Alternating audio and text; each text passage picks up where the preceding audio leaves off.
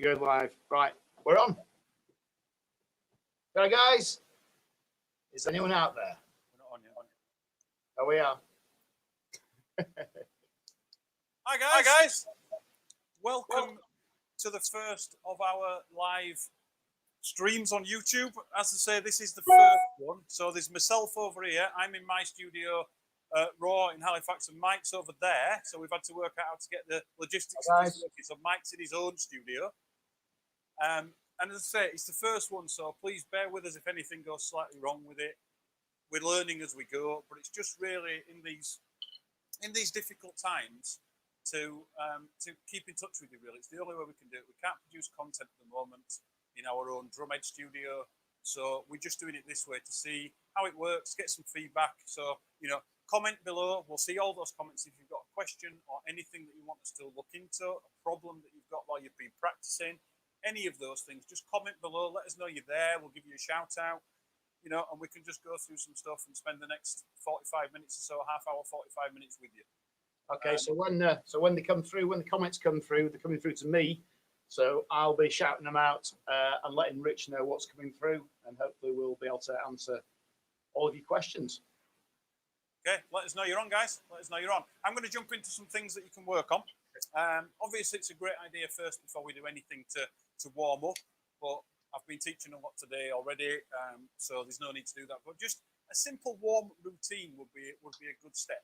I tend to use something like this, so just singles into doubles, and then maybe into paradiddles.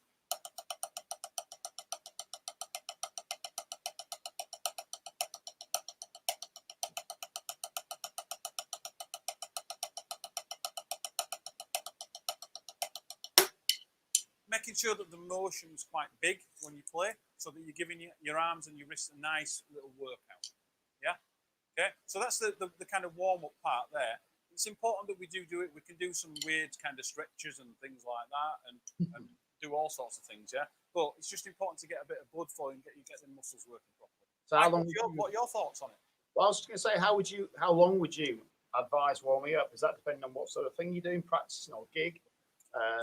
Yeah, I think so. Again, it depends on time as well, doesn't it? Like sometimes you go to a gig and everything goes a bit wrong and you've got no time to do anything. Yeah. But then I'll do some sort of maybe simple finger exercises like this. So thumb and finger up, 3 fingers out. Just get a bit of blood pumping and get them muscles working. Yeah. See, I tend to warm up for what I think is the right amount of time before a gig, but strangely enough, the rest of the band think it's far too long.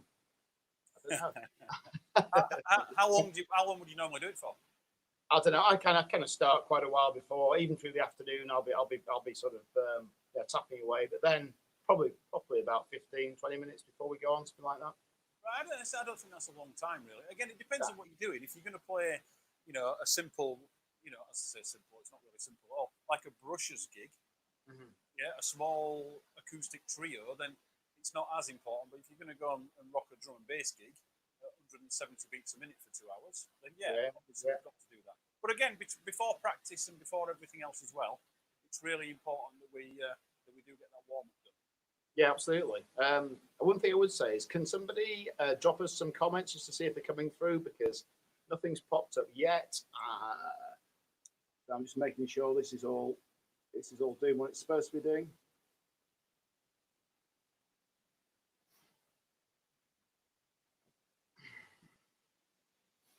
Okay, so I'm going to jump into something while you guys have a little think about it. Don't be shy. Just jump in. We can just give you a shout out. You can just say hello if you want. But if you've got anything specific that you've been working on during this period of isolation or quarantine or whatever you want to call it, then drop us a message and I'll give you some feedback. I'll give you some tips and some tricks and things to be able to get through those things. Everybody's been through the same hurdles as you. Everybody's on a journey of playing. So, if that's the journey of playing, some people are here, some people are here. But to get to this point, we all have to come through the same path. Which means then that we've already broken down those obstacles that you're encountering right now. Yeah. So don't be shy about asking up. The drumming communities are different worlds, to the guitar and bass community, we like to share things and give tips and tricks on how to do things like that. Yeah. That's the key to it. I'm just going to adjust something really quick just here, and then we've got some people posting comments anyway, so they're coming through. Mark H, right, Mark H, and then we've got Aidan Varney on there. Perfect. Hello guys, how are we? You need anything, just ask. Yeah. Okay, so what I'm going to do is I'm going to go through something which I like to call going deeper into things. Okay, so that means that when we learn something, we often, as a sort of beginner intermediate player, we often do something and we do one thing with it, and then we leave it and say that we've covered it. And that's not necessarily a good thing. So let's take, for example, a really simple fill. Now stick with me on this, this is going to seem really easy, okay? A simple bar of 16th notes.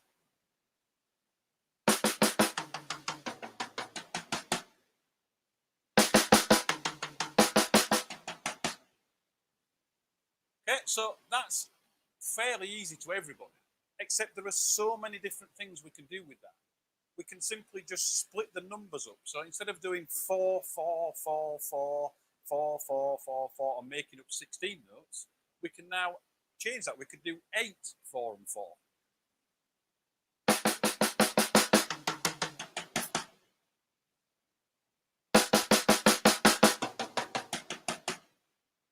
Yeah, we can do all these different things with it. We could split it even more. We could split it into, 6, 6, 2, 2. Any of those things add up to, as long as it adds up to 16, we can really move them round. And then the key to it would be to just get those 16 notes and just really let them flow, let them fly. Okay, so you play a bar of time or a bar of groove, and then you just let the 16th notes just go, and you'll be amazed at what you actually come up with.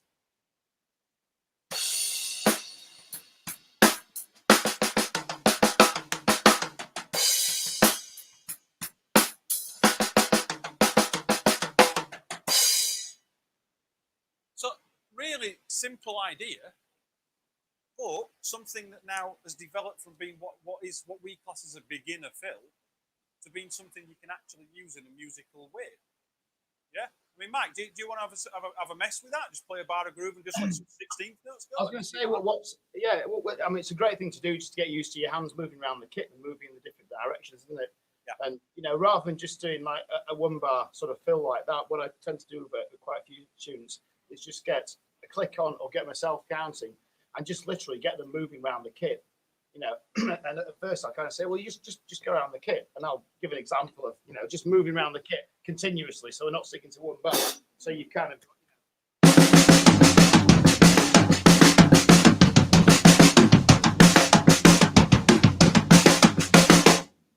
I mean, and just doing it in time to a count, and just getting used to moving around the kit. So if you're just sitting in your, just sitting at home practicing, just get something on that's got a count that you know what it is, and then just move around the kit. 'Cause it's just about sort of flying around the kit rather than just doing, as Rich says, you straightforward.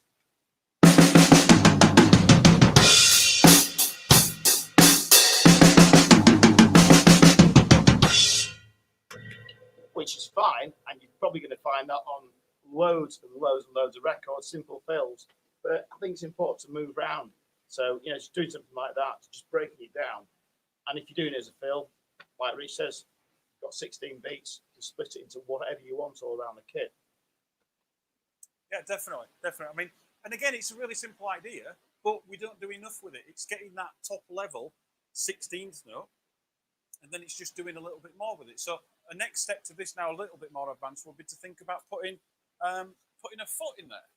Yeah? So let's maybe take the first note of a 16th note, so a group of 4, 1 E-ander, 2 E-ander, 3 E-ander, 4 E-ander, and put it on the bass drum.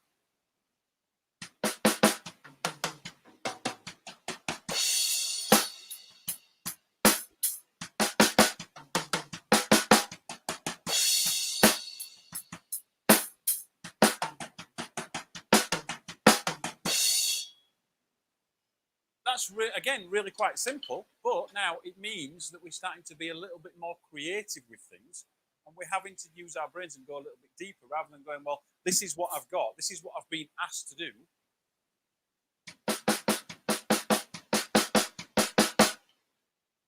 And doing much, much, much more with it. And that can lead on, then you can put that foot in any place within that 16th note bar. And then it becomes, again, more usable than just a basic fill. So if I randomly play 16th notes replacing hands with feet, you'll start to hear then how you can use it.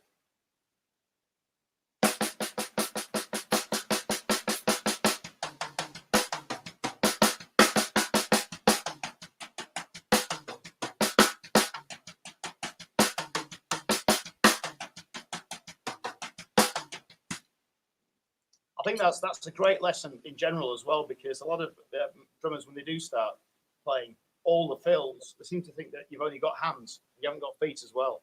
Yeah. I mean, as soon as you start talking about doing fills with your feet in as well, at first it's like, whoa, what do you mean? You know, that's for your beats and that's for your groove. But of course, the foot can become, you know, a great part of a fill. But likewise, you know, thinking about you're going around a kit with your hands and feet, you know, toms and snare, then, you know, a lot of people don't bring the hats into it as fills either. But basically, I think, you know, we've talked about this before, anything on the kit can be part of a fill, can't it? So if that's starting on the hats.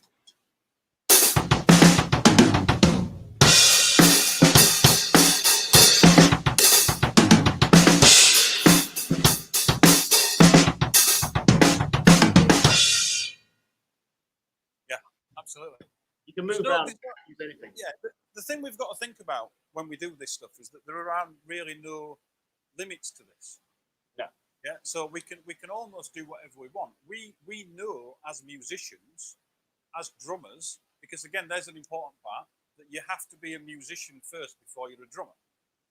Yeah. So in terms of a fill, you know, this may be the ideal fill.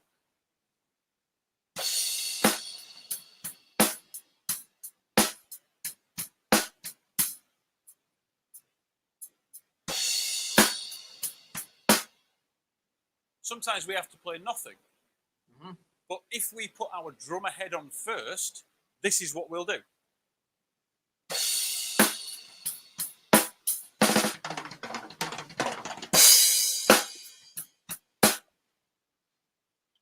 Which may be impressive to a drummer, but it's just noise. And any song, it's just, well, find a song. It's not going to work. You know, Mike, you played that. If you went to a rehearsal with Embrace and went, "Hey guys, I've got this fill," yeah, what are they going to do? Well, you know, strangely enough, I may have tried that before, and I can pretty much guarantee you listen to all our, how many of our albums we've done, 8 albums, and that fill ain't in there. Another important thing as well, chaps, is that if we can get to the point where we've got a good practice routine, which again, we've covered about this before. There's some videos on the YouTube channel about practice and things like that. If we can get good practice and then we can film ourselves, it's really easy now. Just a phone, it doesn't need to sound great, none of that. You don't need loads of microphones and gear. You just need to film yourself. If you can film yourself playing, you'll start to see what works and what doesn't work. I've told this story before, I did a clinic a lot of years ago, maybe 10, 12 years ago. And I had this fill that I was going to play in this track that I was playing. And it's the best fill ever in the history of fills. Nobody's ever played a better fill than this fill. And I played this fill and absolutely nailed it 100%. And I didn't know that the people who were running the clinic were filming it and they put it on YouTube. And when I watched it back, I was absolutely horrified about how horrible that fill is. And I've never, ever played it again since. It's scarred for life. Yeah, it was just awful. Yeah. Absolutely awful, yeah. And I've just refused to play it now because it's just horrid. It was one of these, you know, like hands all over the place, yeah. Thing, yeah. And no, I just don't play it. So, but I wouldn't have known that unless I'd have seen that back. And sometimes, well, it's a microscope, isn't it? You know, that, I mean, one point there, you know, it's like when you're in the studio recording anything. Suddenly, if you record something, it's under a microscope, and you listen back to it. And I think a lot of people don't like doing that because they don't like the results of what they record. And it's difficult because, you know, as Rich says there, you can be playing something and thinking, oh, this is great. It's like in the rehearsal room. There's loads of noise everywhere. You can be playing stuff and just going, oh, this is amazing. This sounds great.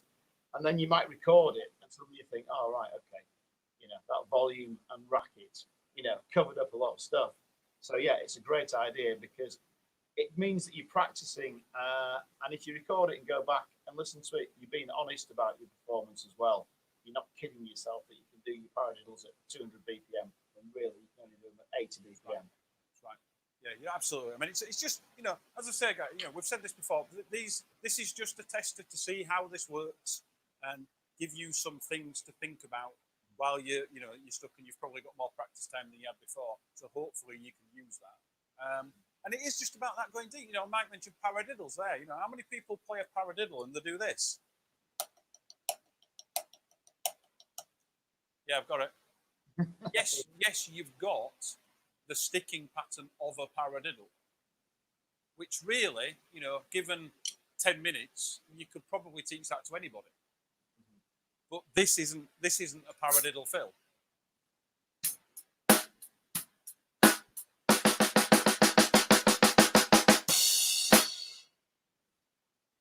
Beautiful.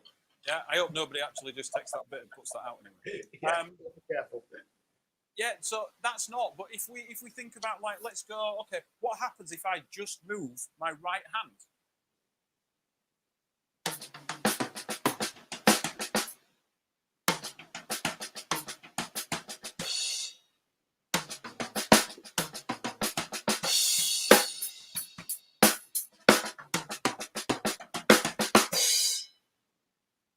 Now it's got a shape to it. It's got some musicality to it. If we add some dynamics in there, then it instantly sounds better.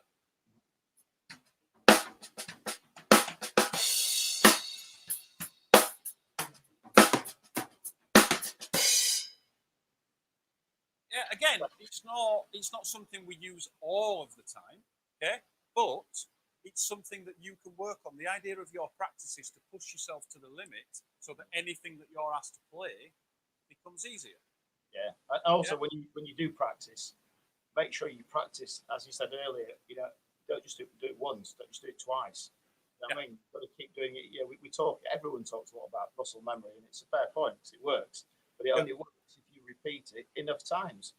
And people, teaching again. Sort of, people of all ages. When you teach somebody a groove, and you'll teach them a groove out of one of the books, and you're doing whatever.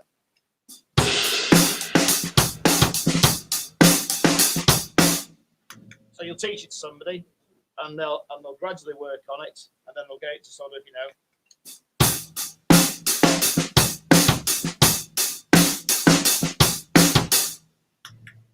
play it through a couple of times and go, yeah, I know that. yeah, okay, you can read the dots and you can make it sound like a beat, but do you know what I mean? Songs don't last 10 seconds. Yeah, and you've got to get used to that repetition and playing things more and more and again and again and again, because that's the way you get better. Yeah, as well as using a click to practice with. One of the best things you can do is use your timer on your phone as well. So if you put a click on, let's say 110. Hopefully you can all hear that. Yeah. You could play the groove just at that speed, but not stop that groove for 5 minutes. You put a timer on, and then it forces you to not stop till that time is finished, and then your groove is going to improve over time because you settle into it. Yeah, you iron out those mistakes. It's like practice. I've just said this to a student only like half an hour ago. That what he's done is he plays something once at a slow tempo, like Mike just did, and then he tries to play it, 60 beats a minute faster. Yeah. We might be thinking like, let's have a look at a basic, I don't know, a little drum and bass thing that's this.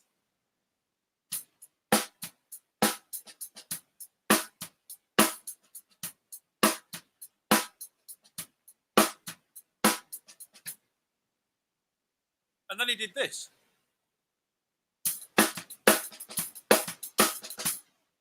Except it didn't sound like that. I was going to say, yeah. Except it didn't sound like that, yeah? It didn't. It sounded maybe like we'd got a kit and thrown it down some stairs, yeah? Okay? Yeah. So we've got to really take our time up. And doing that, putting the click on a 120, say, and playing that groove for 5 minutes is going to make it settle and make it sit properly. And then we go up to 125, then we go up to 130. Yeah? If you cheat a little bit with a click, there's a click at 110. If I stop that and start that again now, maybe somebody can, but not many people are going to be able to tell the difference there between those two tempos. That's 110 to 112. So if you go up in twos, your brain cannot comprehend that, which means that you'll actually get there. Rather than going 110, 120, you do 5 little incremental steps up there in twos. And before you know it, you're at 120 and your brain's not realized yet. That's a lot of what we do as a drummer, particularly, as a drummer, because it's such a physical instrument, is not necessarily here. A lot of it's here. We have the thought process behind it, which we have to use to make things a little bit easier. Because we can't, for example, think about, let's say this groove here. This is if I went fairly fast jazz-y ride pattern.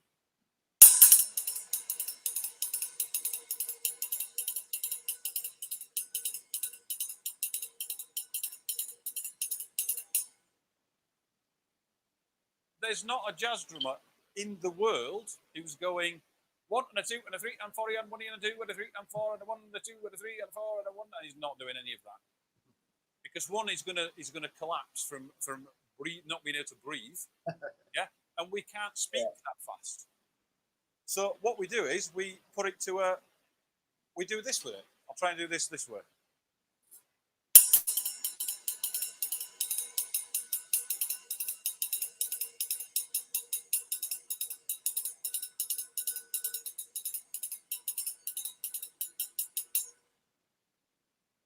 We count it in a different way. We count it in a slower way. So it starts to feel differently. We cannot use the amount of brain power that we need to count that fast and play that fast.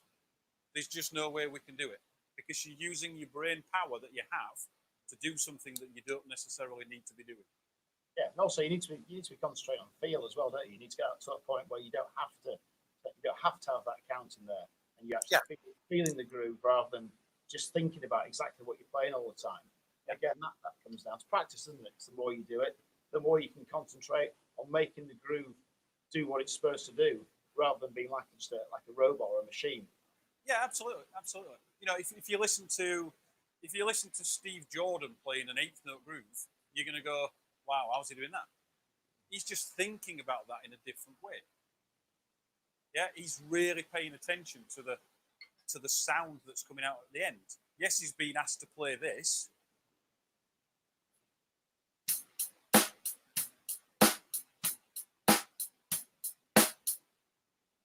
But then that sounds really, really choppy and horrible. So then he's just maybe thought about it in a slightly different way.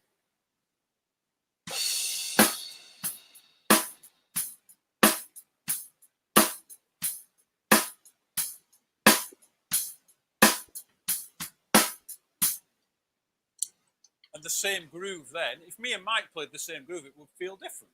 Yeah, that's right. Because we've got a different background, we've got a different upbringing, we've got different play, different things. We've been taught by different people, etc., etc. We've got different influences. You'll be surprised how much your musical influence makes on your actual playing. Mm-hmm. Yeah, I know me and Mike are actually probably into quite different music, and that probably comes across. I'm into good music. He's into the sort. Nothing wrong with Chesney Hawks, mate. Nothing at all. Never said there was. But it's good to have that wide back. I mean, I started off being that one genre person as a kid, like you are, punk or ska or whatever. Yeah. Then you open yourself up, and then the more you open yourself up, the more interesting your playing's going to get. Really. Definitely. You've got to listen to as much as possible. Yeah, absolutely. I mean, the thing. This lesson, like Rich was saying earlier, this is a kind of we're just trying this, and obviously we're going off at all different angles all over the place. It'll become more focused as we do more of these, but this is just to give you an idea of all the sort of the different places you can go. Just starting with one simple idea, which is a 16th fill orchestrated around the kit. I mean, I think both of our lessons tend to going that way sometimes, where you start with one thing and you just end up with, at the end of the lesson, with a completely different subject. Maybe it doesn't do, but mine do all the time. No, it's right. It's right. But I mean, again, another simple idea. I'll just try another simple idea, Mike. If you want to check some comments, see if there's anything there that we need. Yeah. If we take a simple groove and we put a ghost note in it.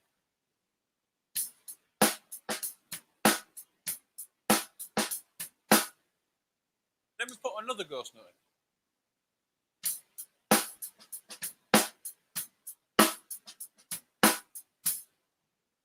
Those are grooves that everybody probably knows how to play. But then we go, normally what people will do is, I've got those grooves now. Yeah, that's like, you know, I'm probably not exaggerating if I said that's 5,000 songs you can probably play. Yeah, that's you know, put something like LSF Kasabian on, or Clubfoot, something like that. Play those grooves to it, and it works. Yeah, put Hard to Handle, the Black Crows on, that works. Yeah. But then people go, oh, I've got that now, I can do it. So then their sum total of that groove is this.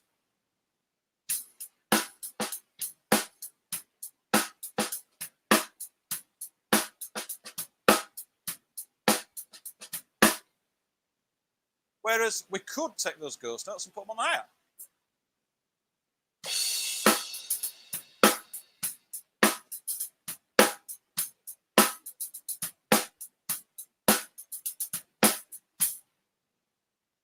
We could put the right hand on the ride and still play the ghost notes on the hi-hat.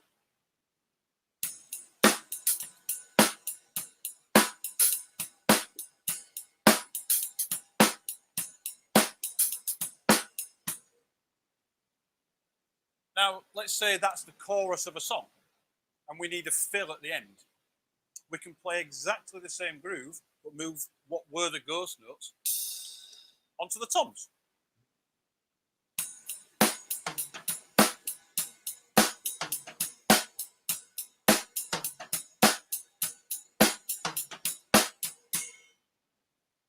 So now we've got completely different things, but we're still only playing the same groove that we had in the first place, which is, you know, one of the first grooves. Any drummers that I see, probably Mike as well, that have taught themselves a bit and then come in for lessons, that's the groove that they play. That's the groove that they've taught themselves. But there's so much more you can do. If you take, you know, here's the chorus of Pompeii by Bastille. It's the same groove. We keep the right hand on the floor tom.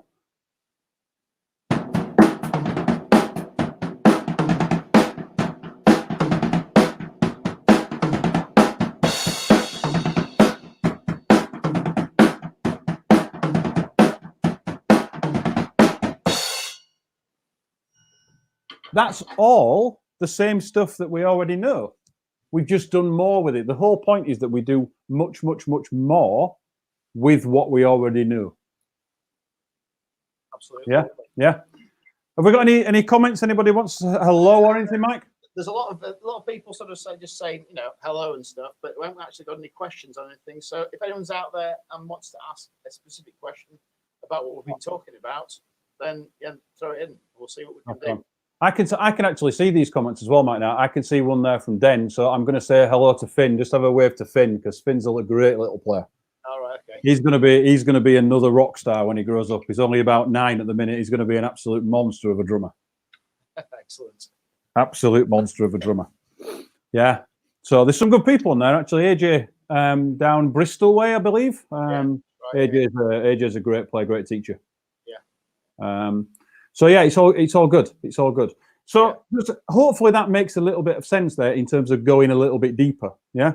And again, then thinking about going deeper with something, going back to the paradiddle that we talked about, changing the subdivision of a note, yeah, or changing the subdivision of a sticking pattern gives us then much, much, much more scope to be able to do things. So people think that working on getting faster always means increasing the tempo, and it doesn't. Yeah, people confuse the tempo and subdivision anyway. Yes, that's it. You go to 16ths and say, oh, you've got faster. Well, you know.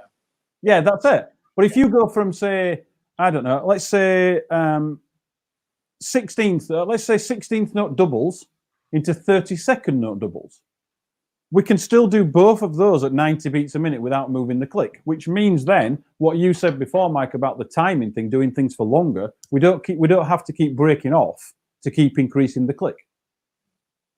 Yeah, so we can go.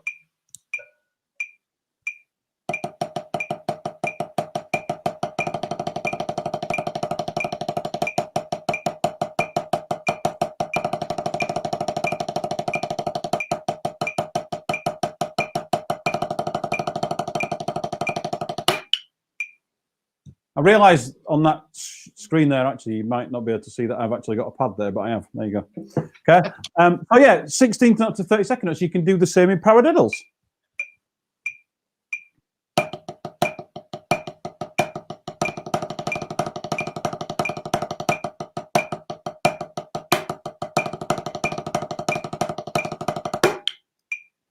Yeah, and then likewise, that could be a fill idea.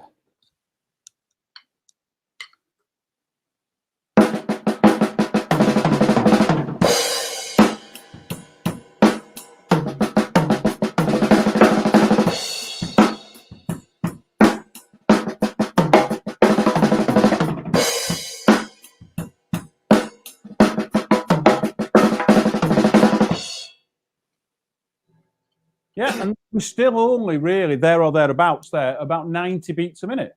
Also, you could use the same thing, couldn't you? Moving between, you know, rather than doubling up, just moving from that into 16th note triplets, whatever. So Yeah. Any of it.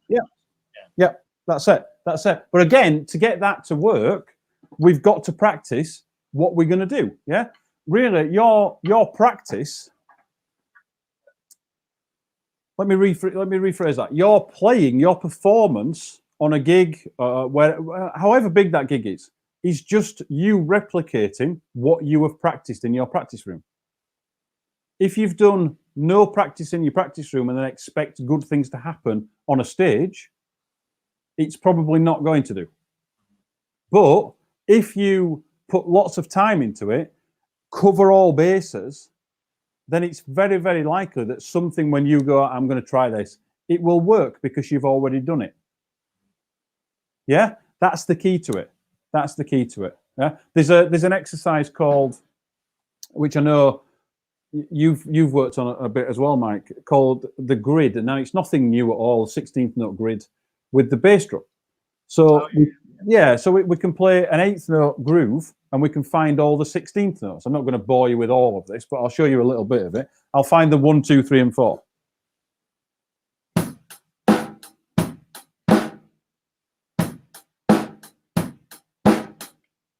And then I'll find the E's, and then I'll find the ands, and then I'll find the as. So 1 E and 2 E and 3 E and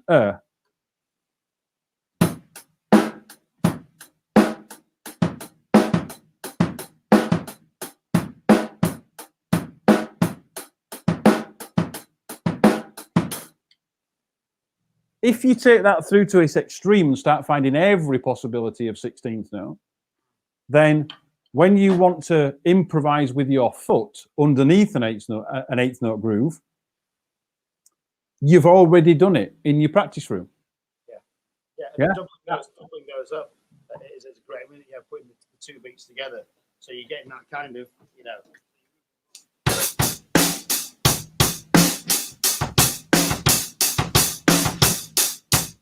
I mean, so you're moving them along, but in groups of two as well.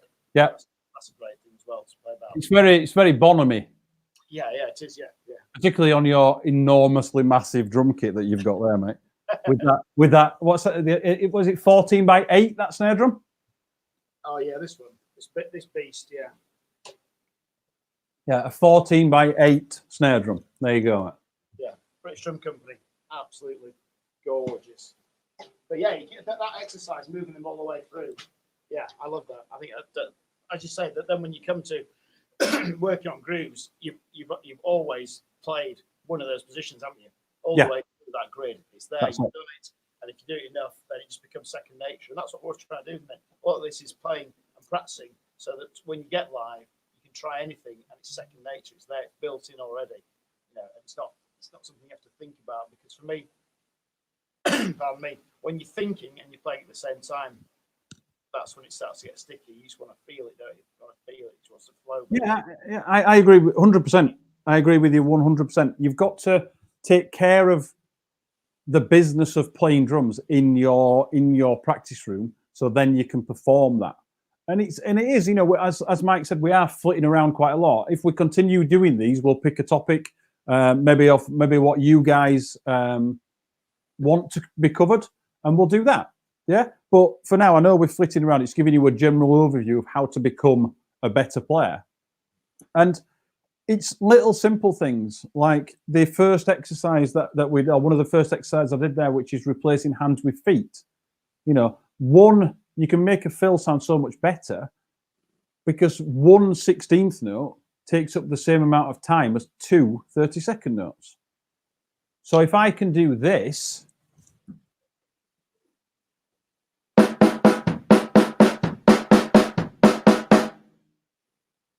then I can do this.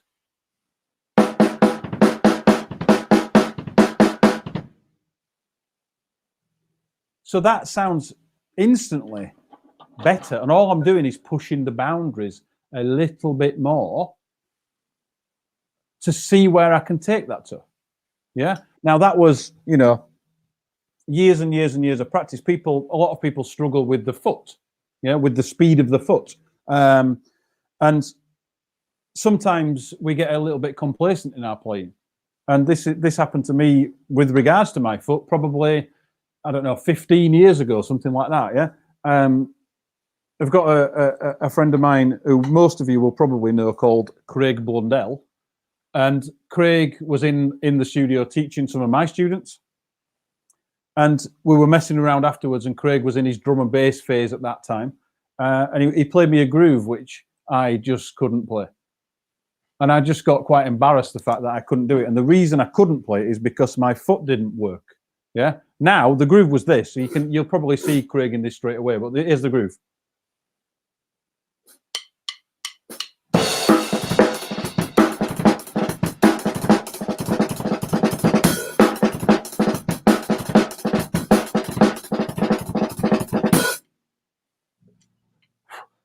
Quite a lot of feet in that. And all I did for literally 4 months is this.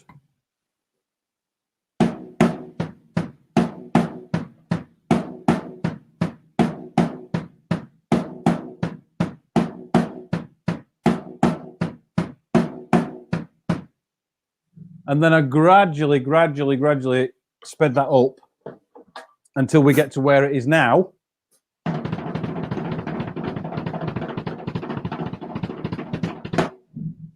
Which is now as fast, if not faster, than my hand. But again, we talk about patience there. If you see me playing that, or you see Mike playing something, I went to see Mike on a big gig a few weeks ago, and if you go to that gig and you see that drummer doing something, don't go, oh no, I'm terrible, I'm going to give in. It's I've been playing drums now for 36 years. Mike's been playing for 72, I think it is. Is that right? Mike doesn't look bad for 80. He looks really good. It's Mike's been playing, 30 or 40 years. 30, I don't know, what is it? 35 years, yeah, definitely. Yeah. So there's a lot of time, there's a lot of practice, and it's something that we have always done. So you have a lot of drummers that start playing, and then life takes over, and families and mortgages and jobs and things like that. Yeah. We've never stopped playing. So when you look at that, maybe what I played, and think, oh, I can't do that. You can, if you put the time into it. It's just the amount of time that we've put in practicing that makes us be able to do what we do now. That's all it is. Yeah, and also a good point there, Rich, is also seeing people do stuff like that that you think is unattainable. Sometimes you've got to think, well, do I actually even want to be able to do that? Do I need to be able to do that? The drummer I want to be is there's plenty of drummers out there, Thomas Line, people like that, who I'll never be able to do half the stuff they do. But I got to a point a while ago where I was, so what? I can do what I want to do, Yeah. and what makes me happy, and do that well. So you've got to be careful because for a few years I watched loads of stuff on YouTube when it first came out, and just got demoralised by watching these machines doing these things. Yeah. Being able to do some sort of nothing against him, he's a great player. Gavin Harrison, playing a paradiddle on the right foot and right hand, and a double paradiddle on the left foot, and watching it going, God, that's amazing, and thinking, bloody pointless, but it's amazing. I'm trying to do that for a while, and then thinking, I don't need to do that, So you've got to be, get to the level that you're happy with being at, because you've got to be happy playing the drums. Oh, 100%. It's got to be fun above anything else. Yeah. The only thing, I mean, any of my students will know this straight away, but I push them to an extreme so that anything that they're asked to play is easy. Yeah, they're within that. They can play up to there. That's it. That's it. So I usually it's like having a Ferrari and driving it at 30 miles an hour. Yeah, that's easy. If you have a Vauxhall Corsa, a 1 litre Vauxhall Corsa, and you try and drive it at 120 miles an hour, you're properly going to blow it up. And that's the same sort of thing that I use with my students. Yeah. So if we can get their hand speed, let's say to here, just in a simple exercise, which is 8th notes and 16th notes.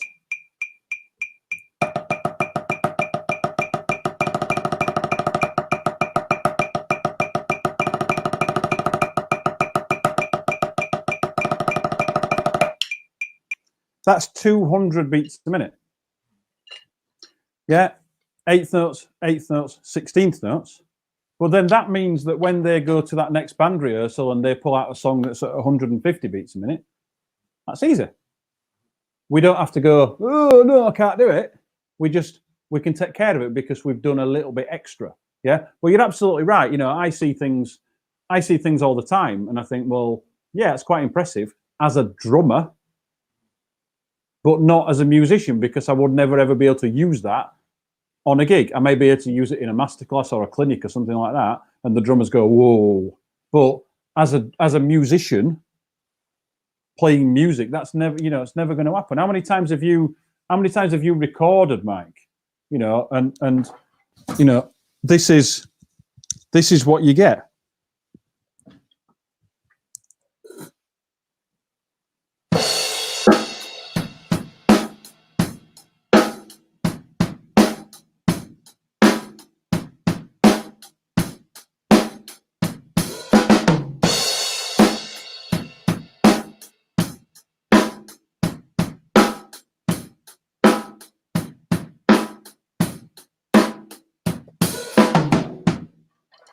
See, you're right, Rich. You did go to that gig and you've been copying my licks. That is, yeah, so something like that is, did you unplug yourself then? Yeah. You've disappeared now. Yeah, you need to turn your mic back up. Right, there we go. We're back. Yes. Yeah, but it's something like that. I just on the cable, sorry. Yeah, you did go to the gig the other week, because that's one of my that's probably quite a few of the songs. But you've got to pick what's right for the song, which is the key. But then some of these really fast things, then you might just pick bits out of it. It's like double stroke rolls. Yeah. You're not to do a double stroke roll. Chances are I'm not going to use it, for a bar at a time in the groove. But you just might use it like we've all done, like it's just as part of a hat groove,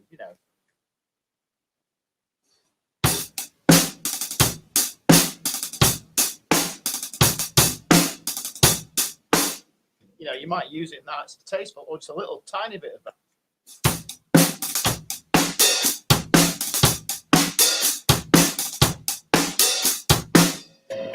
You might get away with that with the band that you're with, rather than you probably won't get away with doing.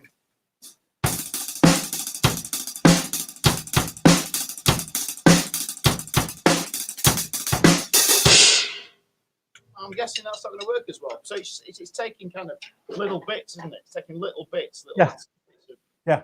interest. It is. Yeah, you're right. You're absolutely right. It's all. We've said this a million times. If if you've seen any of the stuff that we've done as Drumhead, you will see that we talk about the same things a lot of the time, which is one, having fun, two, taking your time with it, and three, making a choice. Yeah, you choose to play what you play based on what you're hearing. Yeah. Now, this is again a common thing for younger drummers. That if we've learnt, I don't know, this lick. Let's stick with 5 strokes that Mike was just doing.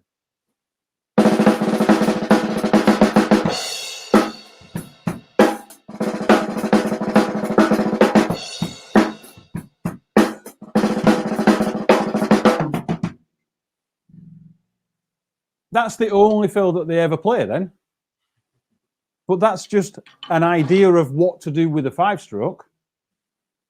And then we make that really subtle in as many styles as we possibly can. Yeah. So then when we're asked to, the music industry at the moment is not necessarily like it was, I know I'm going to say this now, and Mike contradicts this completely.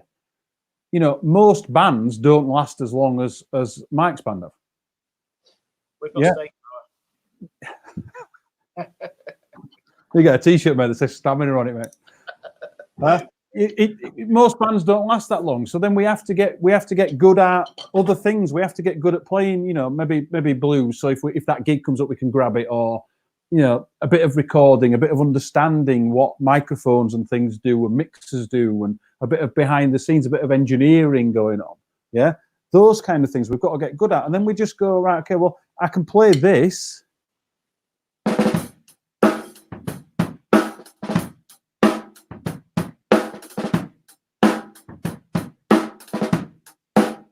Which is just a 5-stroke. Could I put that in a blues context? We don't need to learn a whole new thing. We just need to twist it a bit and put it in there.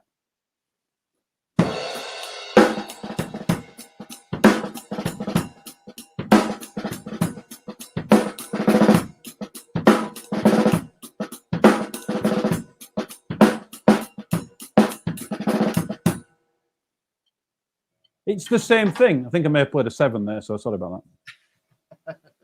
AJ, don't text me and go, you played a 7. Yeah. Oh, so who's that? Oscar. I've got Oscar. Is that an Oscar? I don't know. Oscar, I don't know. Hi, Oscar. Oh, yeah, Oscar. Yeah. Oscar, yes, I know Oscar. Yes. Another great player. All these kids, there's some really, really great kids coming through at the minute. Really, really great kids.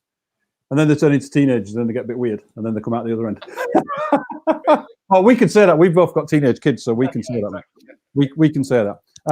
So yeah, it's that morphing the same thing. So we don't need to learn endless things. We need to do more with what we've already got. Like that 5-stroke, that's something that Mike uses, something that I use.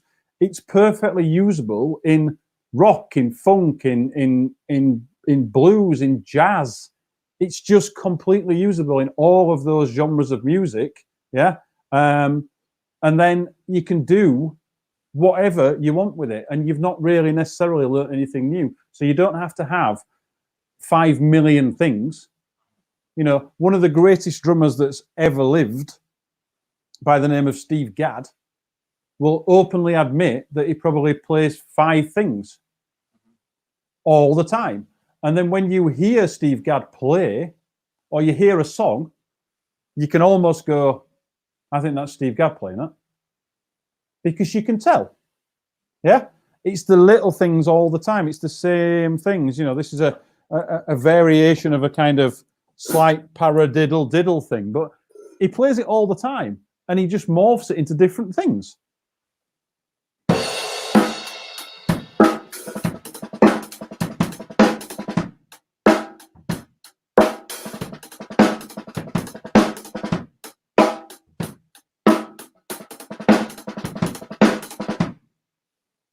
Yeah, again, we need to do another lesson on applying rudiments, because again, that's something else that people don't use a great deal of. Well, yeah, I've said it before to those people. It's the reason that I got bored when I was a teenager with rudiments and learning what I should have been learning was no one showed me how they could be interesting. Yeah, yeah. For me and for a lot of drummers, you've got to be able to see the end game. You've got to be able to see that's what it's going to sound like. It's going to sound, basically, it's going to sound cool. You'll practice it. If it's not, whatever. We'll move on. Yeah, no, that's it. That's it. I agree with you completely. That you've got to, again, that comes back to what we talked about and what we're talking about in general, which is trying to push the boundaries and try and dig a little bit deeper into something. You know, talking of, you know, double strokes and Steve Gadd.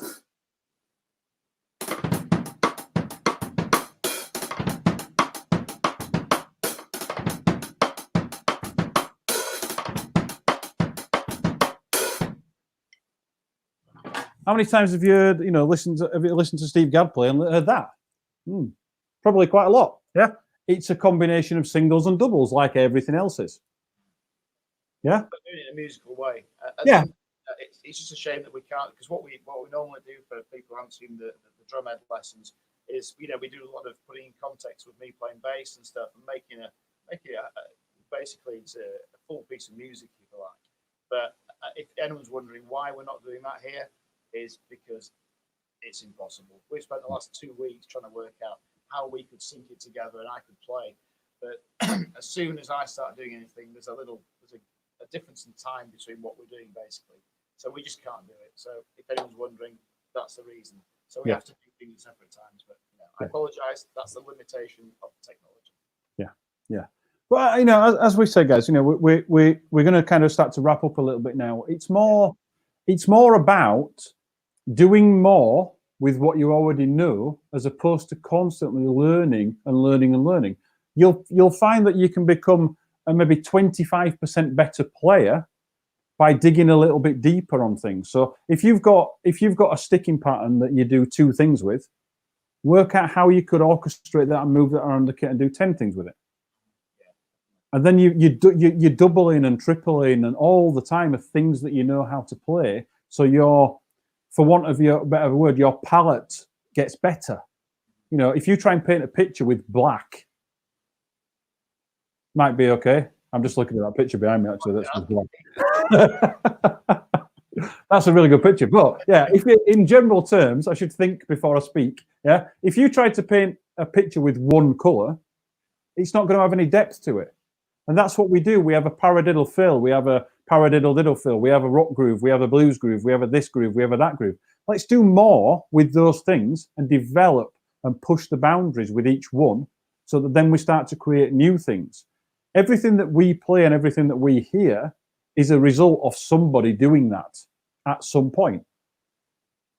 You know, that's all it is. That's all it is. Yeah, there's an awful lot of content on this YouTube channel, on the Drum Ed YouTube channel. Okay, so there's all the little bite-sized lessons that we keep putting out there, which are all free little 1-minute things for you to just try. So if you've got time now, while you're in this sort of lockdown thing, unfortunately, use that time well and get some good content from there.